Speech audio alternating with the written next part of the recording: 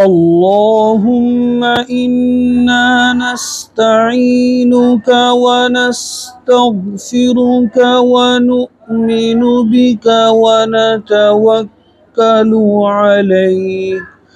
عليك ونثني عليك الخير ونشكرك ولا نكفرك ونخلع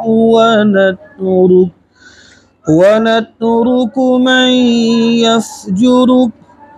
اللهم إياك نعبد ولك نصلي ونسجد وإليك